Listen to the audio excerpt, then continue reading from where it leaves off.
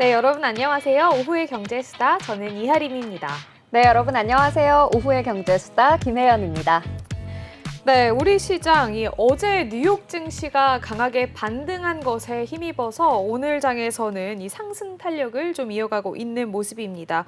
특히나 간밤에는 엔비디아가 큰 폭으로 상승을 했었습니다. 최근 들어서 조정을 좀 받고 있는 엔비디아였는데요. 이 모건 스탠리가 보고서에 엔비디아에 대한 호평을 하면서 좀 더 상황이 반전되지 않았나 이렇게 평가가 되고 있습니다. 이 모건 스탠리는 보고서에서 이 엔비디아 목표 주가를 1,000달러로 설정을 하면서 이미 지난 1년 동안에 엔비디아의 주가가 200% 상승을 했지만 그럼에도 불구하고 이번 실적 시즌에도 다시 한 번 더 성과를 낼 것이다. 이렇게 의견을 전했고요. 또한 주요 제품이 H100에서 이제 블랙웰로 넘어가는 과정에서 매출에 좀 영향을 받지 않겠느냐 이런 우려가 시장에 좀 있었는데 자체적으로 확인을 해본 결과 그런 우려들은 기우에 불과하다. 이렇게 평가하기도 했습니다. 테슬라 등의 이 신규 고객사들도 그렇고 계속해서 이 수요가 확대되고 있는 상황에 있기 때문에 앞으로 밝은 전망이 기대가 된다. 이렇게 좀 이야기를 해줬고요. 여기에 영향을 받은 우리나라의 반도체 대장주들 삼성전자와 SK하이닉스 역시 오늘 장에서 좋은 흐름을 이어가고 있습니다. 역시 반도체다. 당분간 저희가 좀 더 이 흔들리는 믿음을 저버리지 않고 계속해서 지켜봐도 좋지 않을까 이런 생각을 하게 되는 시장의 모습입니다. 네, 그렇습니다. 우리 반도체를 중심으로 상승의 모멘텀을 찾아가는 시장의 모습인데요. 거기다가 시간외 거래에서 테슬라가 급등하면서 2차 전지 업종들도 덩달아 상승하면서 또 술렁이는 모습들 보여주고 있습니다. 컨퍼런스 콜에서 우리 일론 머스크가 굉장히 강력한 발언을 했죠. 이 자율주행을 완성할 것이다. 믿지 못하겠다면 테슬라에 투자하지 말아라 라고까지 이야기를 하면서요. 실적이 조금 우려가 되기는 했지만 그래도 저가 전기차 양산 추진과 또 8월 초 로보택시까지 예정을 하면서 방향성을 확인하고 시장이 좀 안도하는 모습이 확인되는 추세입니다. 그러다 보니까요. 우리 장의 2차 전지 종목들도 오늘 좋은 흐름 보여주고 있는데요. LG에너지 솔루션이나 에코프로비엠 등 대표 2차 전지 종목들 중심으로 2차 전지 업황도 조금 개선되고 있는 흐름입니다. 자, 과연 이 기운이 어디까지 갈지 지켜보셔야겠습니다.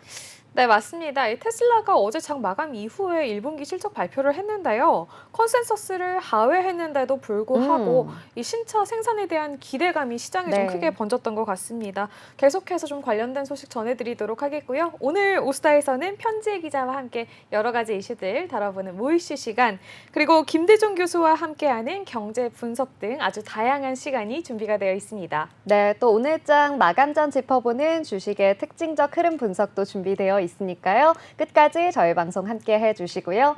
본 방송에서 제공하는 정보는 투자 판단을 위한 조언일 뿐 주식의 가치나 상승이나 하락에 대해서는 보장하지 않는다는 점 이야기 드립니다. 네, 그럼 오후의 경제수다 오수다 오늘도 바로 한번 시작해 보도록 하겠습니다. 먼저 현재 시장 상황부터 체크하고 넘어가 보도록 하겠습니다. 유세희 캐스터 나와주시죠. 네, 강하게 상승해주고 있는 우리 시장입니다. 미증시 훈풍 그대로 받으면서 오늘 반도체주가 좀 힘을 써줬습니다. 또 본격적인 실적 시즌에 돌입하면서 투자 심리가 살아난 것으로 보입니다. 오늘 코스피 장중 크게 상승 흐름 보였습니다. 1.99% 상승한 2675.19포인트 지나고 있고요. 코스닥 역시 코스피와 비슷한 양상의 흐름으로 이어갔습니다. 1.93% 오른 861.77포인트의 거래를 되고 있습니다. 수급 상황도 보시죠. 어제 관망세를 보여줬던 기관이 오늘은 물량을 담아냈습니다. 기관과 외국인 모두 동반 매수세를 보였는데요. 개인이 홀로 7,106억 원 팔아낸 모습입니다. 코스닥 수급 상황도 보시죠. 기관과 외국인 동반 매수세를 보였습니다. 기관이 663억 원어치 사들였고요. 외국인 1,718억 원치 물량을 담아냈습니다. 코스닥 역시 개인 홀로 팔아낸 모습입니다. 이어서 시가총액 상위 종목도 보시죠. 오늘 반도체주 그리고 2차 전지 모두 강하게 상승을 했습니다. 삼성전자 8만 원 바로 아래 선까지 올라와 줬는데요. 현재 3.44% 오른 78,100원에 거래가 되고 있고요. SK하이닉스는 4거래일 만에 18만 원을 장중에 기록하기도 했습니다. 현재 4.91% 상승한 17만 9,400원에 거래가 되고 있습니다. LG에너지솔루션, 삼성바이오로직스, 삼성전자 우선주 모두 빨간불 켰습니다. 코스닥 시총 상위도 살펴보시죠. 네, 코스닥 역시 빨간불로 키워낸 모습인데요. 에코프로비엠이 24만 원 안착을 했습니다. 그리고 HLB 1.78% 소폭 상승한 10만 8,600원에 거래가 되고 있고요. 알테오젠 3.39% 거래가 되고 있습니다. 엔캠은 강보합에서 거래가 되고 있습니다. 지금까지 마감 시황이었습니다. 네, 잘 들어봤습니다. 저희 자세한 시황은 이 시장 마감 후에 한 번 더 살펴보기로 하겠습니다. 그럼 다음 코너로 넘어가 봐야겠죠. 오늘도 편지혜 기자와 함께 다양한 이슈들 모아보는 모이슈 시간 준비가 되어 있습니다. 기자님 어서 오세요. 네, 안녕하세요. 네, 오늘은 어떤 이슈가 준비가 되어 있을지 바로 첫 번째 이슈부터 함께 만나보도록 하겠습니다. 네, 오늘의 첫 번째 이슈입니다. 부동산 PF 유동성 위기로 이 태영건설이 워크아웃을 신청을 했었습니다.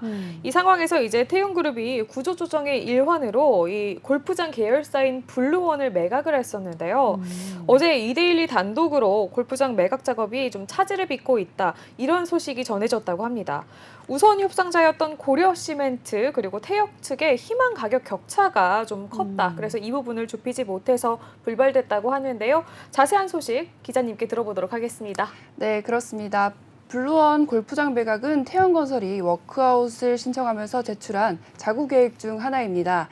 태영 측과 우선 협상 대상자였던 고려시멘트 측의 희망 가격 격차는 상당히 컸습니다. 태영그룹이 다이너스 CC와 루나엑스 CC 골프장 인수 가격으로 제시한 금액은 4,500억 원이었고요.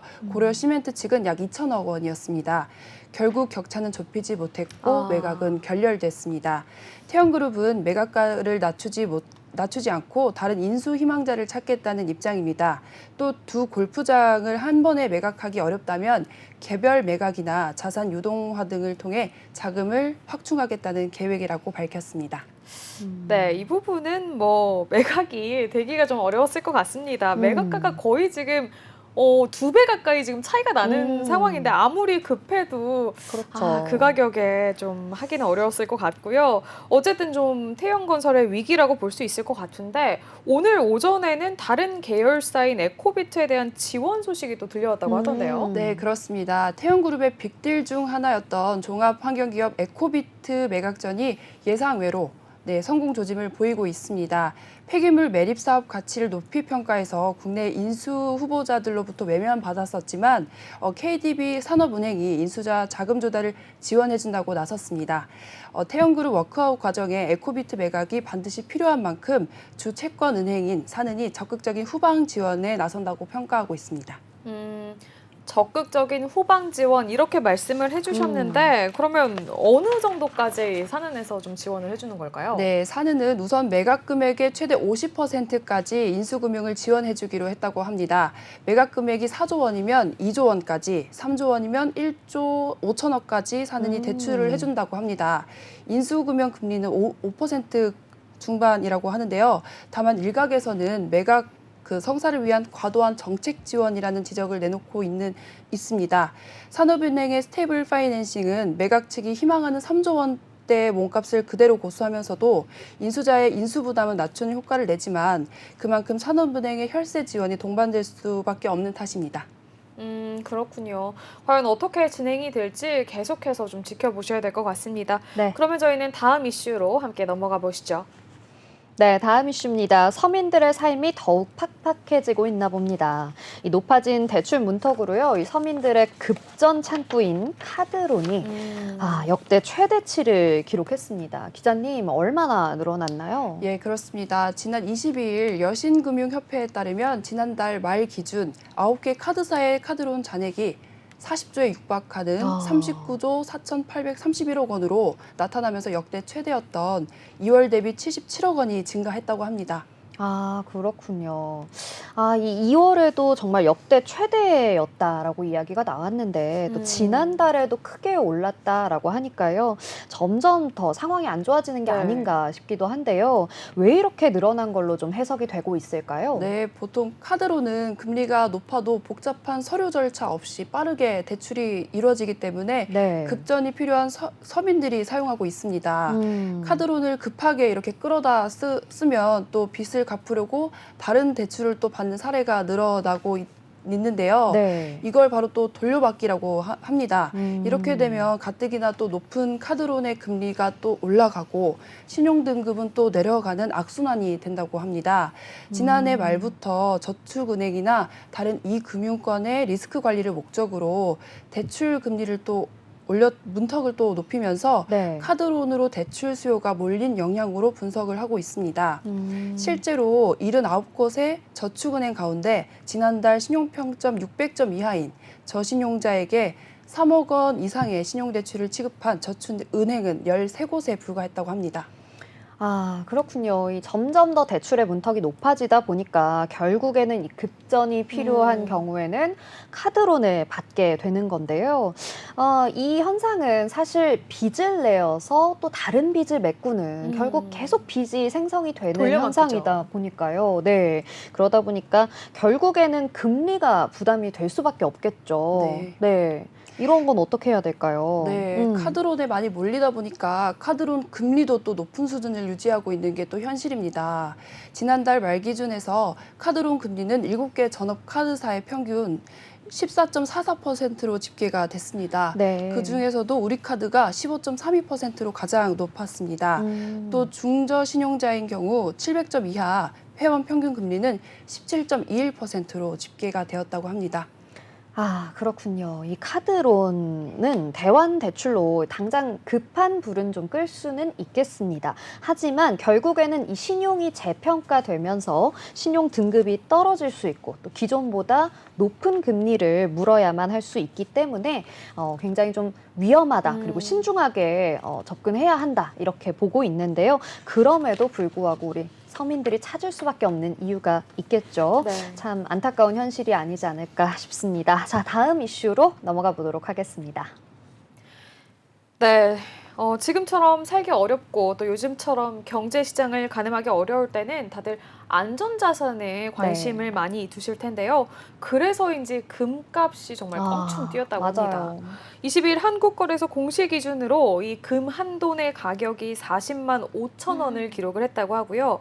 앞서 16일에는 이 2005년 거래소 개장 이래로 가장 최고가인 45만 원을 기록하기도 했다고 합니다. 네. 와, 정말 천정부지로 금값이 그러니까요. 오르고 있는 것 같은데요. 음. 아마 뭐 그동안 있었던 중동 정세 불안 문제도 있고 인플레이션 우려도 있고 각종 악재들이 산재해 있기 때문에 이 금값이 당분간은 좀 꺾이지 않지 않을까 이렇게 좀 보셔야 될 것 같은데요. 그래서인지 중장년층들 사이에서는 이 금을 쟁여두는 금테크가 또 굉장히 유행이라고 합니다. 최근에는 그런데 젊은 층에서도 이런 금테크가 유행이라고 하는데요. 방법이 굉장히 귀엽습니다. 이 티끌 금을 모아서 태산금을 만들자 이런 순금 챌린지가 또 유행을 하고 있다고 합니다. 이거 어떤 일인지 한번 자세히 들어보도록 하겠습니다. 네, 2030 소비 패턴은 코로나19 이전과 이후로 좀 나눠야 할 것 같습니다. 코로나19 이전에는 플렉스나 욜로와 같이 한 번 살다 가는 인생 펑펑 쓰다 가자가 모토였다면 요즘은 경기가 어려워서인지 짠테크나 만원 챌린지 같이 아끼고 모으는 추세인데요. 안전자산인 금을 통해서 수익을 내고 싶은 청년들이 늘어나고 있습니다. 하지만 금 가격이 너무나도 올라서 한돈을 사기에는 부담스러운 청년들이 방법을 또 찾았습니다. 콩알금이나 땅콩금, 카드현금 등 1g짜리 현물금을 당일 그 배달 음식 값이나 커피값을 아껴서 그 소식을 또 이렇게 공유하면서 순금 챌린지를 통해서 모으고 있다고 합니다. 그 순금 챌린지에 동참했던 누리꾼이 현금 챌린지는 돈을 통장에 넣어둬서 가끔 쓸 때가 있는데 땅콩금 같이 뭐 그렇게 현물을 통해서 모으다 보니까 이렇게 빼서 쓰는 것을 방지할 수 있다 하면서 더 절약하게 되는 것 같다고도 이야기하기도 했습니다. 네, 재미있는 유행인 것 같습니다. 이 1g짜리 현물이라고 말씀을 해주셨는데 금이 한도는 이제 30g이니까 네. 밥값을 한 30번? 한 달 정도 이제 아끼면 네. 금 한 돈을 만들 수가 있는 거네요. 굉장히 재밌는데 또 이 챌린지를 다양하게 SNS 등에 공유를 하다 보니까 더욱더 재미를 느끼시는 분들이 많은가 봐요. 네. 하지만 또 전문가들이 말하기로는 금을 모을 때는 또 잘 판단해야 한다고 합니다. 금의 크기와는 무관하게 세공비는 또 비슷하기 때문에 1g 이하의 중량당 가격은 더 비쌀 수가 있어서 주의가 필요하다고도 조언하기도 했습니다. 아, 그렇겠습니다. 이왕에 내가 시드가 있으면 한 번에 살 때 좀 덩어리로 맞아요. 사는 편이 나을 것 같고 음. 이 하나하나 조금씩 모아가는 것은 사실 가성비 측면에서는 네. 조금 떨어진다. 이렇게 평가를 좀 해볼 수가 있겠네요. 네, 저희는 또 다음 이슈로 넘어가 보도록 하겠습니다. 네, 마지막 이슈입니다. 요즘 10,000원으로 밥 한 끼 사 먹기도 참 힘들죠. 그런데 서울 한복판에 한 달에 10,000원으로 살 수 있는 청년 주택이 있다는데요. 오, 굉장히 좋은 소식인 것 같습니다. 어떤 소식일까요, 기자님? 네, 서울시가 최초로 만원 주택인 양령 청년 주택을 개소합니다. 23일 서울 동작구에 따르면 청년 주거비 부담을 해결하기 위해서 서울시 최초로 탄생시킨 만원 주택은 기존 공영 주차장 부지에 지은 공공임대주택인데요. 규모는 연면적 3,229제곱미터로 지하 1층부터 지상 5층짜리 건물이라고 합니다. 총 36세대가 입주할 예정이고요. 청년 특화 시설과 공영 주차장도 구성되어 있다고 합니다. 와, 아니, 뭐 굉장히 시설이 좋게 네. 지어지지 않을까라는 예상이 드는데요. 이 10,000원 한 장으로 사실 요즘에 할 수 있는 게 정말 많지가 않잖아요. 아까도 말씀드렸다시피 밥 한 끼 사 먹기도 참 힘든 시기인데요. 임대료가 10,000원이라니 정말 와. 놀랍습니다. 이게 진짠가요, 기자님? 네, 그렇습니다. 월 임대료는 기존 공공임대주택 대비 약 10% 선보다 더 저렴한 금액이라고 합니다. 보증금도 기존 1,400만 원에서 절반가량 금액으로 책정될 수 있도록 준비 중이라고 하는데요. 구의 출자 기간인 대한민국 동작 주식회사가 제1호 지역 공원 사업으로 추진했다고 합니다. 아, 네. 지역 공원 사업이라니 이런 지역들이 조금 더 많아지고 이런 사업들도 더 많아지면 참 좋겠다라는 생각이 드는데요.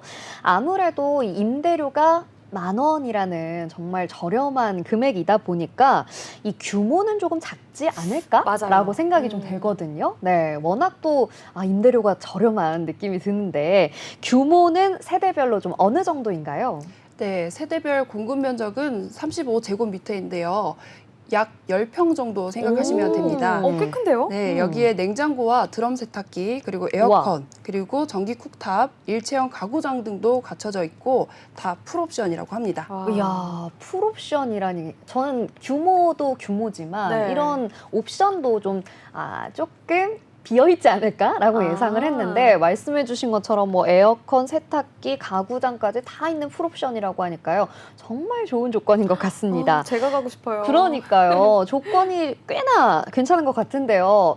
입주 자격이 따로 있을까요? 네, 입주 대상은 월 평균 소득이 50% 이하인 19세에서 39세 무주택 청년이어야 합니다. 지난해 구가 모집 공고를 실시해서 올해 2월 입주 선정자를 발표를 했고요.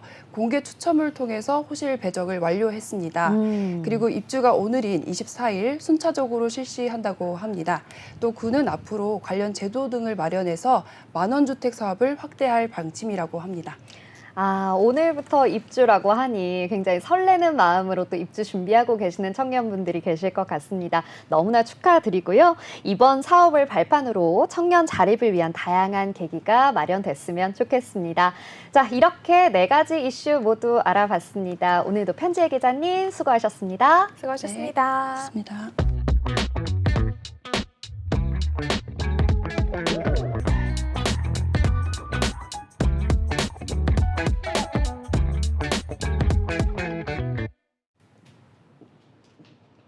네, 현재 시각은 3시 19분을 지나고 있습니다. 오늘도 우리 장 마감까지 10여 분 가량 남아 있는 상황인데요. 오늘 우리 장 흐름 어땠는지 그리고 어떤 테마들이 좀 살펴볼 만한지 좀 살펴보도록 하겠습니다. 네. 오늘 시장에서는 조선주 이야기가 그래도 꽤 많네요. 그죠? 네, 맞습니다. 오늘 조선주 언급을 안 할 수가 없는데요. 이 조선 업종의 조용하고 강한 주가 랠리가 이어지고 있습니다. 이 조선 업황은요, 사실 그동안 고점을 통과했다라는 이 피크아웃 우려와 또 실적이 좀 더디게 회복되는 것이 아닌가라는 우려 때문에 한동안 좀 부진했었습니다. 하지만 신조선가가 상승하는 흐름들이 계속 지속되고 있는데요. 오늘도 강한 시세 분출이 이어지고 있습니다. 지금 주요 조선주들의 흐름들을 좀 살펴보면요. 한화 엔진 오늘 굉장히 좋은 흐름인데요. 네. 지금 6% 이상 급등하면서 오르고 있고요. STX 중공업이나 STX 엔진 그리고 한국카본 HD, 현대중공업과 같은 종목들 모두 다 오늘 좋은 흐름으로 상승하는 모습 보여주고 있습니다. 이 중에서도요, 한화 엔진 오늘 굉장히 무서운 상승세 보여주고 있는데요. 시장 초반에 이런 소식이 전해졌습니다. 1년 내 최고가의 실적을 기록했다라는 소식과 함께 1분기에 시장 예상치를 넘어서는 어닝 서프라이즈를 발표했습니다.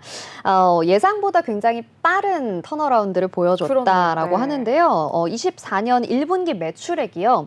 2,934억 원이고요. 영업이익은 194억 원을 기록했다고 합니다. 이 영업이익은요, 컨센서스에서는 70억 원을 예상했었는데 177.5%나 상회하는 기록이라고 합니다. 굉장히 와. 높은 서프라이즈를 기록한 것이죠. 네. 네, 그러다 보니까 이 앞으로도 한화 엔진의 전망이 좀 좋지 않을까라는 이야기들이 나오고 있는데요. 앞으로도 이 한화 엔진의 선박 엔진을 탑재하는 인도 예정 선박들의 가격이요, 계속해서 좀 우상향 기조를 보이고 있고요. 또 2021년부터 23년까지 신규 수주 기준으로 이 DF 엔진 비중이 95%까지 확대된다라고 와, 네. 이야기가 나오고 있기 때문에 이 한화 엔진 그리고 이어서 조선 업종들의 수익성 개선까지도 기대해 볼 수 있지 않을까 싶습니다. 네, 한화 엔진 뭐 앞으로도 호재가 있는 것 같으니까 계속해서 좀 체크를 해보셔야 될 것 같습니다. 네. 사실 조선주는 2022년도에 이 저희 증권방송에서 이야기가 굉장히 많이 나왔던 업종입니다. 맞습니다. 네. 태조 이방원으로 묶이면서 이제 음. 태양광, 조선, 2차 전지, 방산, 원자력 이렇게 이야기가 굉장히 많이 나왔었는데요. 네. 지난해부터 피크아웃 우려도 좀 있었고 그리고 이 생각보다 실적이 빠르게 잘 나오지 않으면서 좀 기대만큼 주가가 많이 가지는 못했습니다. 뭐 호재도 있기는 있었습니다. 확실히 네. 코로나 기간이 지나면서 좀 물동량이 늘어나게 되니까 자연스럽게 선박의 수요도 증가하게 된 것은 호재가 맞았는데요. 이 기대만큼 이 실적들이 네. 잘 나오지는 않았단 말이죠. 사실 이번 분기도 한번 살펴보시면 저희가 이제 조선주 중에 가장 크다고 평가가 되는 5개 종목, 한화오션과 HD 한국조선해양, 그리고 HD 현대중공업, 삼성중공업, HD 현대미포조선 네. 이렇게를 합산해서 영업이익 추정치를 살펴봤을 때 네. 흑자 전환이 되기는 하지만 이번에도 컨센서스 대비해서는 하회할 예정이다. 이런 평가가 지금 좀 나오고 있는 상황입니다. 이 말을 좀 쉽게 풀이를 해보자면 어쨌든 실적 회복이 아직까지는 더딘 느낌이 있다. 이렇게 보셔야 될 것 같은데요. 네. 다만 주목해 봐야 할 부분은 이 흑자로 전환이 된 방향성은 충분히 확인이 가능할 것이다. 이런 부분에서 좀 포인트를 잡아볼 수가 있을 것 같습니다. 네. 어쨌든 여러 가지 우려가 있음에도 불구하고 이 조선주가 최근에 천천히 반등을 하고 있는 거는 이 업황 자체가 좀 견조한 흐름을 가고 그렇죠. 있다. 이렇게 해석을 해보셔야 될 것 같은데요. 신조선가 지수도 말씀을 해주셨지만 계속해서 지금 상승을 하고 있고 최근 들어서 전고점에 좀 근접한 수준이라고 합니다. 거기다가 여전히 이 조선주들은 저평가 매력이 유효한 섹터이기도 합니다. 네. 이 최근 들어서 선가가 높은 친환경 선박에 대한 수요가 계속해서 증가하고 있는데요.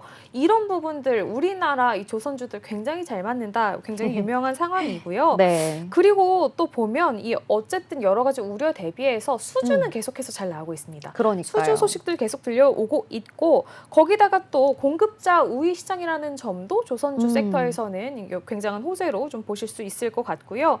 이 환경 규제 등이 앞으로 점차 네. 더 증가하게 되면 계속해서 천천히 상승을 하지 않겠나 이렇게 보고 있는 상황에다가 최근 들어서 뉴스 나온 거 저희 체크를 한번 해봤잖아요. 네, 미중 네. 무역 분쟁이 계속해서 그렇죠. 불거지면서 네.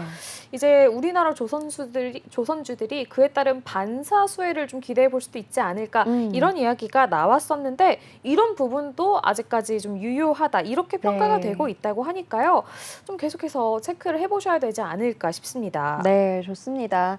말씀해 주신 것처럼 이 친환경 선박에 대한 이야기들 그리고 국제해사기구의 환경 규제 강화와 같은 것들이 이 선박 교체를 좀 가속화시켜 나가고 있습니다. 네. 그러면서 신조선가가 상승하는 흐름 보여주고 있고요. 또 거기에 더해서 중고선가도 올해 1월부터 상승하고 있는데요. 이 홍해 사태와 말씀해 주신 중국의 무역 분쟁과 같은 종목들 이야기들 때문에 계속해서 중고선가, 신조선가 모두 완만하게 상승하는 흐름 보여주고 있습니다.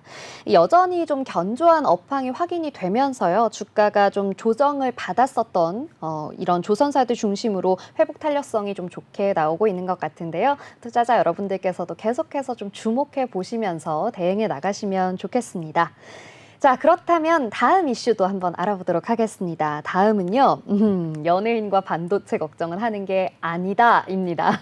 맞습니다. 뼈저리게 느끼고 있는 것 네. 같아요. 연예인 걱정도 하는 게 아니고 반도체 걱정도 하는 게 아닙니다. 네. 이 최근 들어서 반도체 흐름이 조금 부진하면서 반도체 슈퍼사이클이 정말 오는 거냐 마는 거냐 이런 소리가 굉장히 많이 나왔었는데 네. 그런 걱정들이 무색하게 오늘 시장에서는 이 전체적으로 치고 올라가는 흐름을 보여주고 있습니다. 맞습니다. 좀 종목별로 살펴보시면 일단 3D 낸드 업종으로 묶이고 있는 PSK 홀딩스 네. 오늘 시장에서 11%대 상승해서 움직이고 있고요.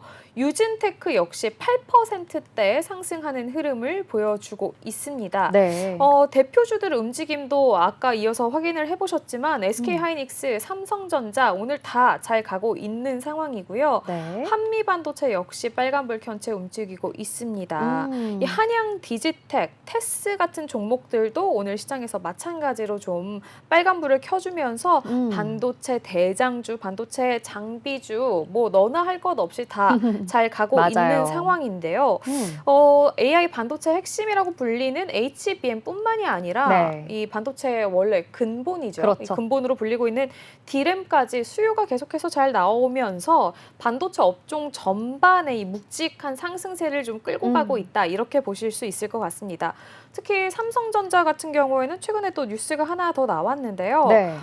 인공지능 반도체 이 수요 급증에 힘입어서 낸드 플래시 호황이 기대되는 이 시점에 이 전 세계 최고층 오. 낸드를 양산을 했다고 합니다. 네. 이 기존의 낸드 최고층의 이 높이가 기존에는 236단이라고 하는데 네. 삼성전자는 이제 그거보다 50단이 더 높은 우와. 286단짜리 이제 많이 높네요. 9세대 버티컬 낸드 플래시를 양산을 했습니다. 이게 음. 지금 현재 시점에서는 네. 현재 기술로 구현할 수 있는 정말 최고의 단수라고 하거든요. 그렇다 보니까 삼성전자가 항상 이제 주장하고 있는 기술 초격차 좀 기대를 해볼 수 있지 않을까 좀 이런 긍정적인 평가도 나오고 있는 상황이라고 하네요. 네, 그렇습니다. 하지만 지난주에 큰 하락폭을 경험했던 투자자분들은요, 마냥 안심하실 수만은 없는 것 같습니다. 우려도 조금 흘러나오고 있는데요. 뭐 증권가 리포트들을 보면 긍정적인 리포트뿐만 아니라 좀 부정적인 리포트 함께 나오고 있는 중인데요. 먼저 BNK 투자증권은요, HBM 관련 대장주 한미반도체에 대해서 수요 둔화 조짐은 없다라고 전망을 했고요. 목표가를 기존 7만 원에서 16만 원으로 25% 이상 상향하는 이야기 나왔습니다. 그리고 메리츠 증권의 경우에도요. 2분기부터 계절적으로 수요 증가가 이어질 것이다. 그러면서 SK하이닉스의 출하량도 증가될 것이다. 라고 전망을 내놓았습니다. 그래서 계속해서 좀 2분기에 영업이익이 4조 2천억 원, 3분기에는 6조 6천억 원까지 계속 확대될 것이다. 라고 예상을 했는데요. 역시 반도체 걱정은 하는 게 아니었나 봅니다. 네, 맞습니다. 뭐 잘 가고 있지만 장밋빛 전망만 있는 건 아니거든요. 네. 최근 주가 변동성 좀 큰 폭으로 움직이고 있으니까 잘 살펴보셔야 될 것 같고요. 네. 저희는 시장 마감 상황으로 좀 돌아와서 마저 살펴보도록 하겠습니다.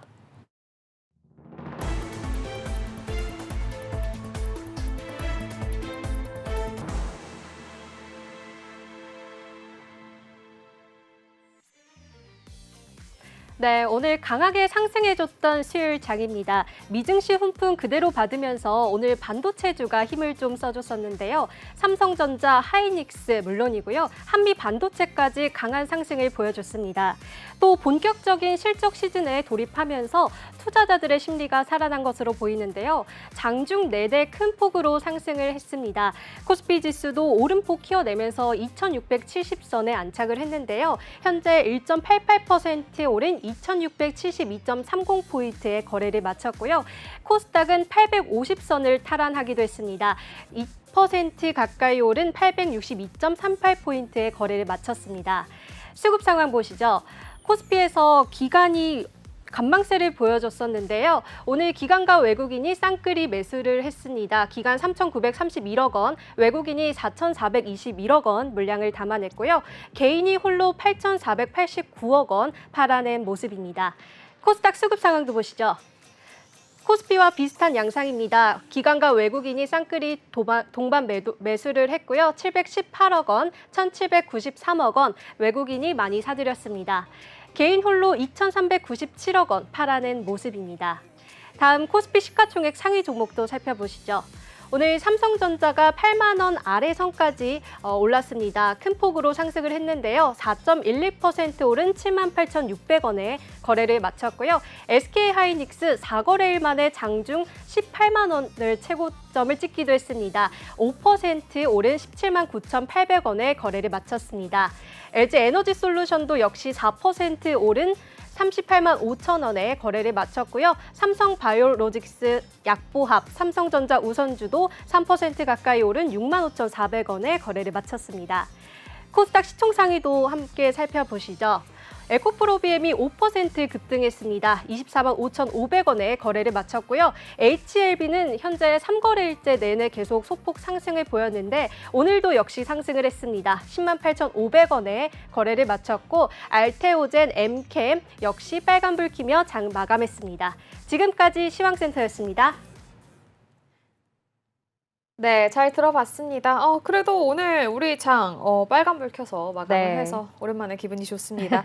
자, 오늘 시장에서도 저희가 특별히 눈여겨봐야 할 종목들이 몇 가지 있었는데요. 네. 특징주 어떤 게 있었을까요? 오늘은 또 여러 가지 종목들, 오늘 굉장히 또 좋은 흐름들 보여준 가운데 우리 우주항공 관련한 종목 하나를 이야기 드리려고 해요. 바로 세트랙 아이죠. 자, 오늘 오전에 이런 속보가 전해졌습니다. 우리가 초소형 군집형 위성을 발사했다라는 속보가 전해졌는데요. 국내 위성 프로젝트의 독보적 수혜자로 밝혀진 이 세트랙 아이 주목받고 있습니다. 와. 네, 사실 우주항공이나 방산이 최근 이벤트는 좀 많이 있었거든요. 그런데 시장의 주도 역할을 하기에는 조금 역부족이었습니다. 그런데 오늘 오전 7시 반경이죠. 우리나라가 독자 개발한 첫 번째 양산형 초소형 군집 위성의 발사가 성공했다라는 소식과 함께 자랑스러워요. 오늘 우주항공 섹터들 모두 다 좋은 모습 보여주고 있습니다. 현재까지도 정상적으로 양호한 흐름을 보이고 있다라고 조사가 됐는데요. 이따가 오후 4시 30분쯤에는 지상국과 교신이 제대로 되고 있는지 상태를 확인할 예정이라고 해요. 굉장히 또 기대가 되는 네. 그런 소식이 아닐까 싶습니다. 2027년까지 총 11대의 위성을 군집 형태로 활용할 예정이라고 하거든요. 그래서 아무래도 계속해서 좀 이 분야에 우리가 주목을 해봐야 되지 않을까라는 이야기들이 나오고 있습니다. 이번 그 군집형 위성은요, 항공우주연구원 그리고 카이스트 그리고 세트랙 아이와 같이 이런 함께하는 산학 협력을 통해서 완성이 됐다라고 하는데요. 이 소형 위성들이 수요가 계속 증가할 예정이고요. 이 소형 위성은 3년에서 5년 정도의 수명을 가지고 있다고 해요. 네, 그래서 이제 앞으로 계속해서 좀 세트랙 아이가 활약할 수 있지 않을까라는 전망이 나오고 있습니다. 오늘 굉장히 좋은 흐름 보였는데요. 앞으로도 좀 우주항공 분야에서 주목해 보셨으면 좋겠습니다. 또 다른 종목 어떤 게 있을까요? 네, 저는 라이콤을 한번 살펴봤습니다. 네. 라이콤 오늘 장중에 상한가 쳤는데요. 그렇죠. 오늘 시장에서 자율주행 관련주들이 또 뜨거웠습니다. 이 자율주행 관련해서 특별하게 뭐 눈에 띌 만한 이슈가 있었다기보다는 어제 테슬라가 이제 시간에서 좋은 흐름 보이면서 뭐 새로운 모델들 많이 만들 것이다, 로봇 택시도 음. 만들 것이다 이런 식으로 이야기를 하면서 전반적으로 자율주행 관련된 이 흐름을 조금 부각시킨 측면도 있는 것 같고요. 잊을만 하면 한 번씩 이 자율주행 그리고 자동차 업종들의 맞아요. 업황 호조를 좀 기대하면서 이런 부분들이 좀 크게 눈에 띄게 상승을 하는 것 같습니다. 오늘 시장에서 상한가 보였고 관련된 다른 종목들 뭐 모바일 어플라이언스라든지 라닉스 같은 네. 대표적인 자율주행 관련주들이 오늘 시장에서 다 잘 갔거든요. 네. 이런 것도 흐름 한번 꾸준하게 체크를 해보시면 좋을 것 같습니다. 자, 그럼 저희는 다음 코너로 넘어가 보도록 하겠습니다. 아, 이게 웬 말인가요? 금리 인하를 기다리는 시장의 그러니까요. 기대와 달리 이 연준 안팎에서는 음. 금리 인하가 아니라 금리 인상 아이고. 이야기가 나오고 있다고 합니다. 아이고, 이럴 수가요. 금리는요, 이 경제 전반을 넘어서 부동산, 그리고 증시에도 영향이 굉장하잖아요. 아, 우리 금리 인상 너무너무 무섭습니다. 자, 관련 내용들 자세하게 좀 짚어보는 시간 갖겠습니다. 네, 오늘도 세종대 경영학과 김대중 교수님과 함께하겠습니다. 교수님 어서 오세요. 안녕하세요. 네, 교수님. 아, 무섭습니다. 네. 미국 연준이 지금 별로 믿고 싶지는 않은데요. 다시 기준금리 인상 전망에 대한 이야기를 했다는 것이 이제 월가를 중심으로 솔솔 좀 퍼지고 있는 그런 상황입니다. 금리 인하 시점이 미뤄진다는 이야기까지는 이제 네. 어느 정도 받아들였는데 금리 인상 가능성은 그러면 좀 어느 정도로 체크를 해봐야 될까요? 저는 아마 한 20% 정도 될 음. 거다 이렇게 지금 나오고 있는데 금년 초에만 해도 미국의 금리 인상은 한 10% 정도이고 오히려 금리 인하를 뭐 연초에는 한 5번 정도 내리겠다 이런 얘기도 있었습니다. 네. 최근에는 금리 인하를 9월부터 시작해서 0.25% 2번 정도 내리는 게 이제 크게 많이 확산되어 있는데 금리 인상 얘기는 왜 그런가 하면요. 미국의 기준 금리는 지금 미국의 연방준비은행이 목표로 하고 있는 올 연말까지 소비자 물가는 2%입니다. 네. 근데 이번 달에도 미국의 소비자 물가가 3.1% 나왔습니다. 미국은 고금리가 계속 유지되다 보니까 이렇게 금리를 오히려 올려가지고 기준 소비자 물가를 낮춰야 된다 이런 얘기가 나오는 겁니다. 연방준비은행은 경제 성장이라든지 고용 상황 이런 걸 다 따져봤을 때 이렇게 무조건 가장 목표로 하고 있는 것은 소비자 물가만 기준으로 합니다. 모든 경제의 변수는 제외하고 소비자 물가를 2%로 안정시키는 것이 본인들의 존재의 목적이다. 바로 이런 이유 때문에 얘기하고 있는데 지금 저는 아마 뭐 기준금리를 올리는 얘기는 아마 확률이 한 10에서 20% 정도 올라갔지만 실행될 것 같지는 않고 아마도 금리를 인하하겠다는 게 지금 당초 뭐 5번에서 2번까지 낮아졌고 네. 지금 한 번 내리겠다는 게 한 30%, 네. 2번 내리겠다는 게 한 20% 정도로 확산돼 네. 있습니다. 그래서 저는 아마 9월경에 기준금리를 내리게 될 것이라고 좀 보고 있고 장기적으로 미국의 연방준비은행이 목표로 하고 있는 기준금리 목표는 4.6%입니다. 금년도야. 그래서 금년도에 4.6, 내년도에 3.6, 2026년까지 2.6까지 장기적으로는 기준금리를 내려서 미국의 경제를 활성화시키겠다는 게 목표이기 때문에 기준금리는 올리지 않아야 되겠다. 저도 뭐 다 그렇게 바라고 있습니다. 네, 그러니까요. 이게 뭐 지연도 아니고 인상이다라는 이야기까지 나오니까 아까 저희가 말씀드렸던 것처럼 진짜 무서운 공포감이 조금 확산이 되는 것 같기도 합니다. 그런데요, 이런 좀 공포감이 확산이 되고 있음에도 불구하고 어제 뉴욕 증시를 보면요, 금리 인상 가능성이 있지만 상승 마감했습니다. 이런 건 또 어떤 의미로 좀 해석을 해봐야 할까요?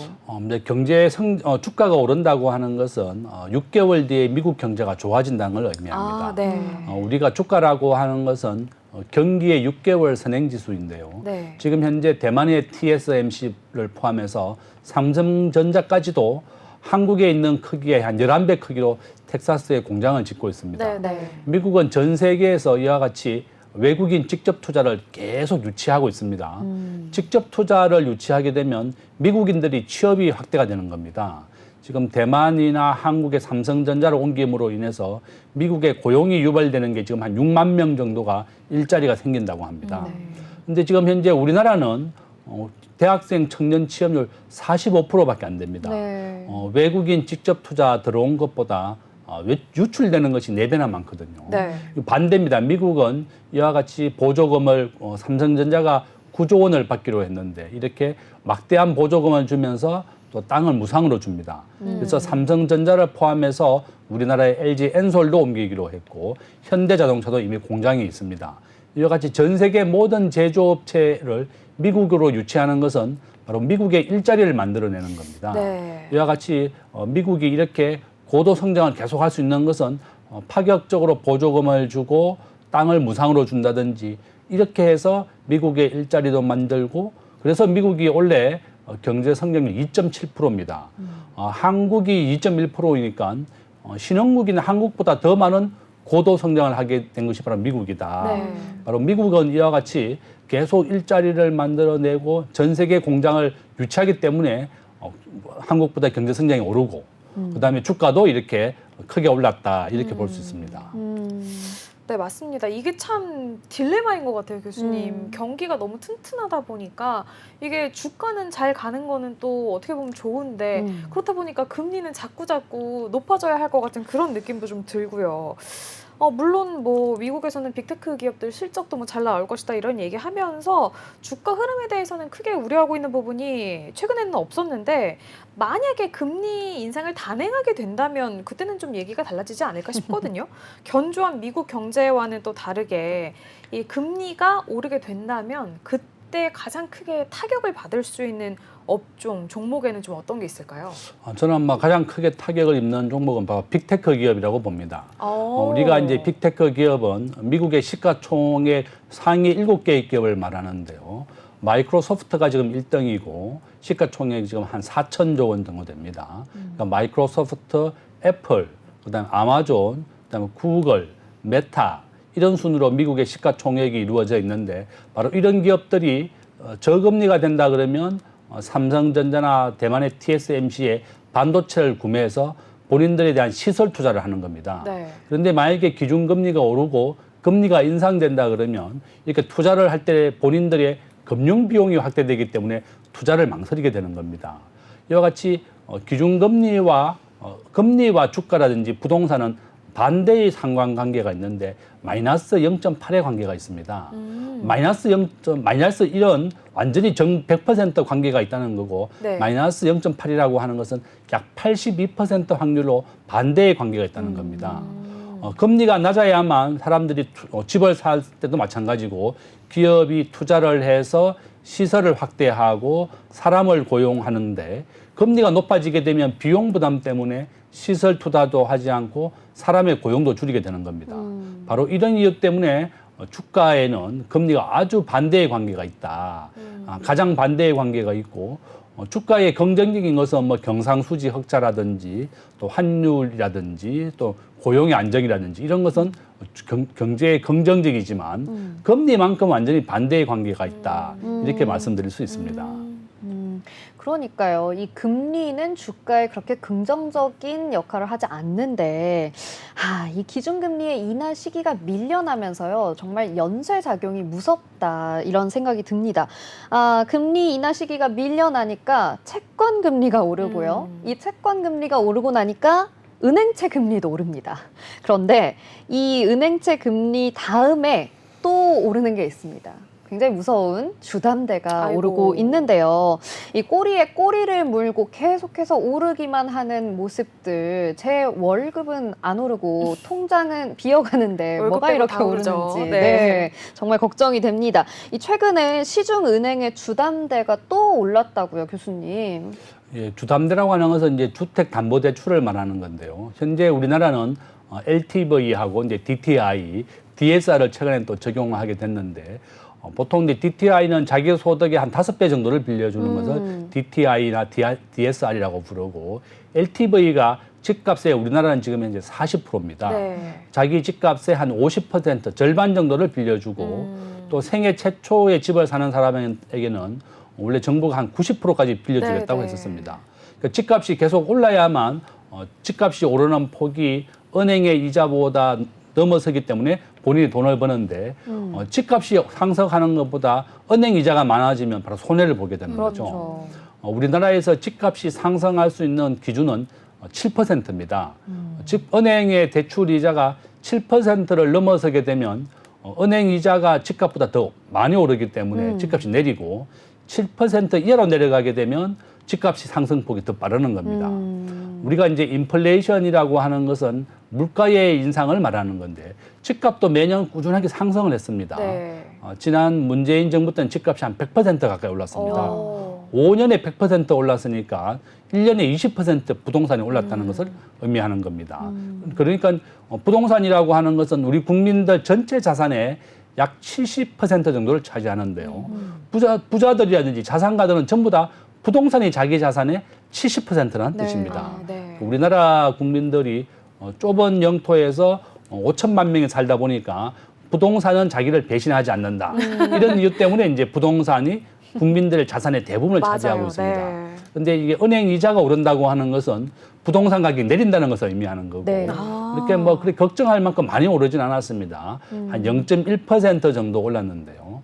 저는 아마 이제 미국이 기준금리를 9월경에 인하한다 그러면 한국은행도 하반기에 같이 인하가 될 것입니다. 네. 그래서 그렇게 막 큰 우려는 하지 않는다.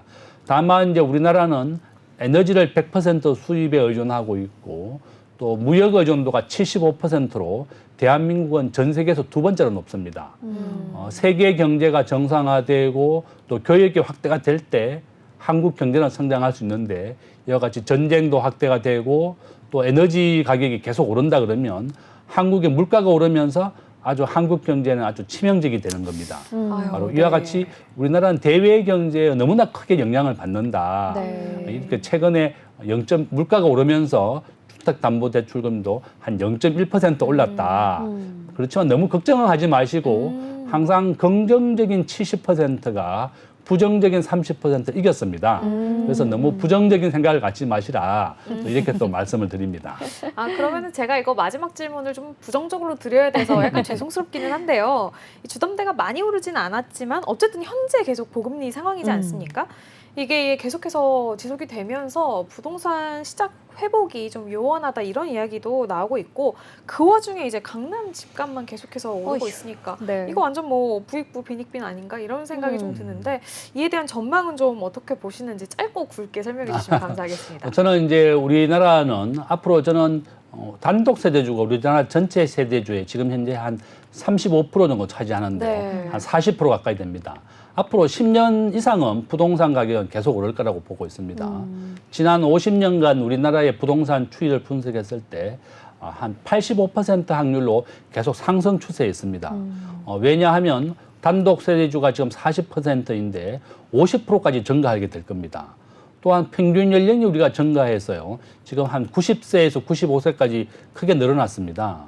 그렇다 그러면 서울의 주택은 계속 부족하게 된다. 집이 없는 사람보다 있는 사람들은 더 걱정을 하는 겁니다. 그렇지만 저는 한강 이남이고 또 지하철 종점이나 버스 종점, 그다음에 본인이 청약 통장을 잘 활용해서 분양을 받는 것이 제일 좋습니다.